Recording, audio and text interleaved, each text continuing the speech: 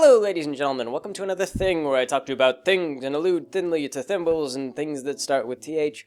I am your host, Greg, and this is the personal time with Greg. So, this week we have had 2 weeks now that I haven't done Pony Fantasy. It was the start of last week. We had stuff going on anyway. We also haven't had any Let's Plays today, and counting merits did not go up. Kenza got a little bit sick. She wasn't feeling quite up to doing an episode this week, and plus my work hours have changed a little bit. I work a day job, and so I work about 7 days a week, and I was just feeling a little bit exhausted, a little bit behind on sleep, and so I just took some time off to kind of relax a little bit and develop a more chipper attitude on life. I wasn't just totally. How should you say? I wasn't lazy. I've started work writing on the Equestria Primates script, and that's coming along nicely. I like some of the jokes we have. We make fun of the transit systems in Equestria because that is the thing. I mean, everything is made out of candy, and I started to think about why would they make everything out of candy? And then I realized that probably there's a lot of sugarcane farmers in Equestria, and there's probably a lot of political lobbying for sugarcane. So yes, parodies are fun. Implicit criticism is fun, except for when you get hounded off of all the platforms to make your implicit criticism. But anyway, so Children of the Sandler, Part 3. When last we left off, we had been flying away from the All-Thing, which we'd burned down, with intent to go to Crace, which if you think about the way that the world is arranged, Crace would be like in the center of the Atlantic. However, Iggy didn't know how to navigate, as we discussed previously in a previous episode, and so instead of flying to Crace, he utterly missed his mark and wound up basically in Europe. We flew completely over the Atlantic Ocean, and this took us like months and months and months of flying in circles and what have you. Sandler used to just roll dice, and he would just tell us how long we were lost, and we'd say like, how much do we have to stock up on food then later, and then he would just tell us, and it was always like considerably less. That was one of those nice things, was that food had a price in the book, and Sandler had no perspective on like pricing or doling out rewards for anything, and most of the time, truth be told, we sort of cheated anyway, because anytime we were hard up for cash, we just murdered and ransacked stuff. And speaking of, so we got all the way to Europe, and Sandler used to do this a lot, but instead of telling us instead of telling Iggy where he thought he was, Sandler just showed us the map, and then he roughly described features, and this was just a map that just showed some essential features. It wasn't like, here is the mountain of so-and-so, and it looks like this, and it is like... The maps were not that specific. They were rather bland, just to give you a general idea of how the world was laid out. It was in the book. They told you more specifically what these locations were like.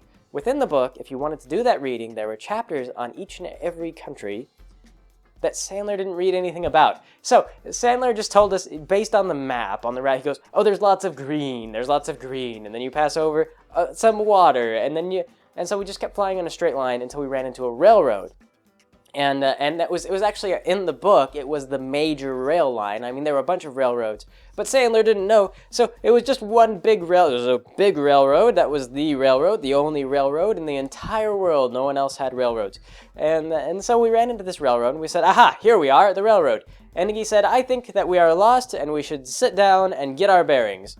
And we said, okay, let's do that. And so we landed next to the railroad, and then Iggy said, you know what else I think we should do? I think we should tie some rope to these railroad tracks, and then we should tie that rope to the airship, and then we should tear apart the railroad. And we said, well, why should we do that? And he says, because I hate elves, and we're in elf country. And it was, actually, we were in northeastern Eltherion, and Eltherion was elf country. That was where the elves still lived and ruled, and so we said, okay, let's ruin the rail lines. And so we tore up the rails, and sure enough, a train came by, and it derailed, and then we landed in excitement with childlike glee to pick through the remains of the dead in our terrible, terrible deed. Because when you're a role-playing group, everything you do is good, no matter how evil or wrong it is. So anyway, though, yes, our terrible evil deed. We went down and we searched through the valuables and went through the corpses, and we looted all the bodies and showed no signs of remorse, because honestly, they were all Sandler's NPCs anyway. And then, from the wreckage, to our surprise, arose Sandler the Fifth himself, the character. And this was interesting, because Sandler had actually retired the character, but had kept giving him experience all the same every day that he wasn't in the party. See, Iggy had also been around for as long as Sandler's character had because Iggy was funny, and Sandler liked to keep him alive. Most people died, like characters dropped like flies in Sandler's game. If someone left for 2 days, Sandler would kill their character, and they would have to start completely fresh. Their character couldn't come back. There was no system in place for that. Sandler just killed him, and he said like, well, you should have been here for the entire game. But Sandler had been gone for a very long time because he had been running the game. And then he brought him back. He brought his own NPC back. They call it a DMPC, the Dungeon Master PC, which is basically it's a player character for the Dungeon Master to represent himself. And in this case, it was literally just himself because he was named Sandler. Sandler the Fifth, of course, but Sandler all the same, Adam Sandler. And anyway, yes. So Sandler had spent all of his points in intelligence and arcane engineering, and he had used this incredible power in arcane engineering to build himself a computer that was also a hologram. And this hologram computer could then help Sandler build more sophisticated devices, so he built AI technology that functioned somewhere in the realm of like Star Trek. And this all in a setting that was about like just as the Industrial Revolution was starting. You know, like it was like post-World War I or whatever. People hadn't even really dreamt much about computers being much of anything. But Sandler had invented a computer more sophisticated than anything available even today. He was that much of a genius. And so he arose from the wreckage and was just like, oh my gosh, I came from the train that crashed. Lucky I survived. I was wearing some inflatable pants or something silly. It was always something stupid. Sandler would always come up with the most asinine reasons why his character, because he would decide, he'd be like, oh, I'll just have Sandler show up riding on this train. This happened all the time. I'll have this NPC show up riding on the train. And then we would demolish the train because we never really wanted to talk to any of Sandler's NPCs. They were so terrible. And so then he would just be like, oh, well, it'll happen anyway. So the character just emerges from the twisted burning wreckage and says, hello. So Sandler joined the party. Sandler, character spawned. He showed up. And we told him, Sandler, where are we? And he goes, oh, don't you know you're right here on the map. And he pointed to our map, and he acted, of course he condescends to us because that's what he does. He goes, you idiots, you can't tell where you are on the map? And we were like, oh, Sandler, I didn't know that you had navigation skills. And Sandler goes, oh, well, I was on the train. Of course I knew where I was going. It was like, you were going up north to wherever they keep these particular resources. Like, what were you doing? And he's like, I was on business or research or something, just something stupid. It was always some kind of hand wave sort of deal. And anyway, though, so we said, Sandler, we'd like to go to Crace. And Sandler said to us, oh, Crace is destroyed. Why would you want to go to Crace? And we said, Crace is destroyed? When was that destroyed? Because that was the center of all things. It was the economic hub of life. And he goes, oh, it's been destroyed for a long time, ever since Lyserial destroyed it. And Lyserial survived, and it's still around. And as I explained earlier, Lyserial was actually a country that was destroyed in a war, the Great Demon War and whatnot. And so, for whatever reason, Sandler had switched the two countries. It had something to do with that magic portal that we didn't stop and the Frozen North. But what had really happened, the result, was that the elves had somehow managed to overpopulate the world. And this is something somebody joked about this. They were like, elves are always in decline. Like, they live longer, they're smarter, they're more magical, they're better artists, they're better weaponsmiths, they do everything. Everything they do is better, but somehow elves are always in decline. And I think that normally it's like a relative state of decline because they have a baby and it's got to be like we have to mate with each other 20 times over the course of 20 years to produce this baby correctly, and it's all got to be at the right times, and there's like the rituals are very complicated. And in this game, actually, when they had a baby, then the baby would stay a baby for like 50 years. And you could only have a baby like once every 50 years or whatever. It was like a 50 to 100 years. Children aged very slowly in Children of the Sun, but elf children did. In fact, it was such a problem, elf women were so difficult to fertilize that some elf men in the book, as it was written, were taking human wives and kind of just settling, for that, because it made almost no difference. It was like, I'll just, like, my human wife will die, and I guess I'll maybe have a baby later on. And it was just sort of like and then it was kind of looked down on, though, as a social thing. I mean, like, humans and elves could mate, but they didn't produce really, like, viable offspring, and so it was just kind of like they were second-class citizens everywhere they went. And that was an element of racism that Sandler was not aware of. In fact, he promoted the use of hybrid species all the time, and they were like better than everyone else because they got all the benefits from all the races. So it was actually later on we started making hybrid characters, like I'll be half elf, half tree person, so I get like quadruple intelligence bonuses and stuff like that. But anyway, though, so what had happened is it turned out the elves were now ruling the world, which Sandler didn't have any thoughts on this. Iggy, the elf racist, the most racist man in the world, found this to be terrible, just terrible news. His slogan was, elves go back to the North Pole, go back to the North Pole. I believe that there was a time he even, I think he was sending political letters, actually, that was just demanding that elf politicians go back to the North Pole.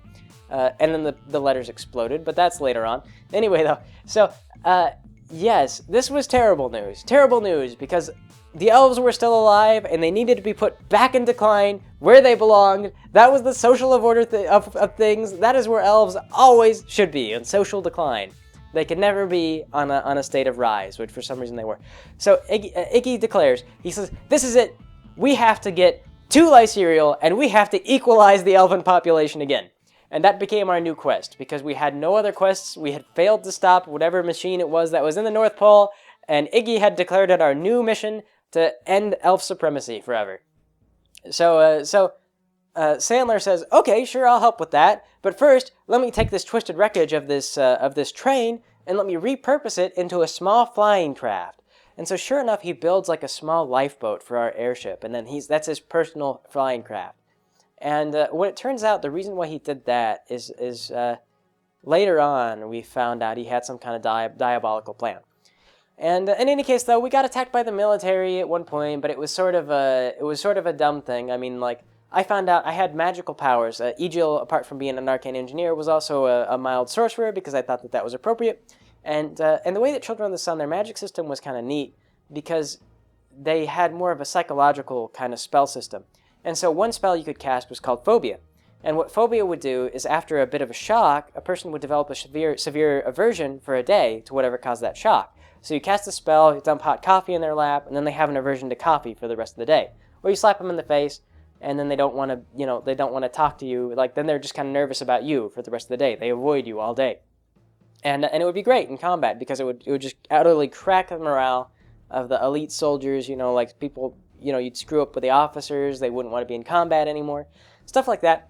But Sandler didn't read the book, and so he didn't know how it worked. So I just told him that it caused a phobia of my choosing.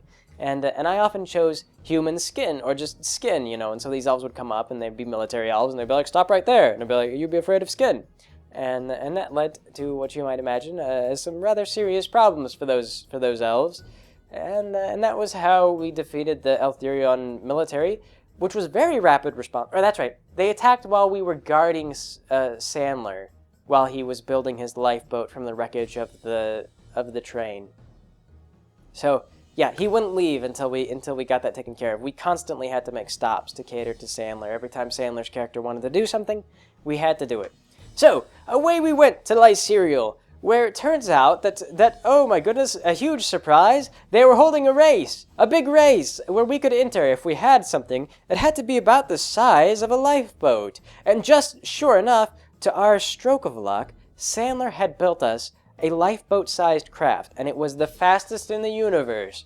So he gave us this craft, and he told us to enter it into the race, and it had like golden sails, and I don't know where he got the gold from, but somehow, because like I said, they weren't really supposed to be ships exactly. Ship was just sort of like almost a slang term, but to him they were ships, and so this little dinghy had golden sails, and those would make it go faster. The only problem was that it took an insanely high roll to get the sails to open correctly without tearing, because they were made out of gold. I don't even know how that works. But anyway, though, we entered the race, and it turned out to be about as eventful as you might imagine. Sandler laid out all these things, and he put all these figures down, and he made everyone a better pilot than Iggy wound up being the pilot, because he was the only one with any piloting skill whatsoever, except he really didn't have very much invested in piloting. And so Sandler said about other stuff. Everyone was a superb pilot above the gods. This was very common. Every time Sandler made characters, they were always ranked higher than gods in terms of their skill.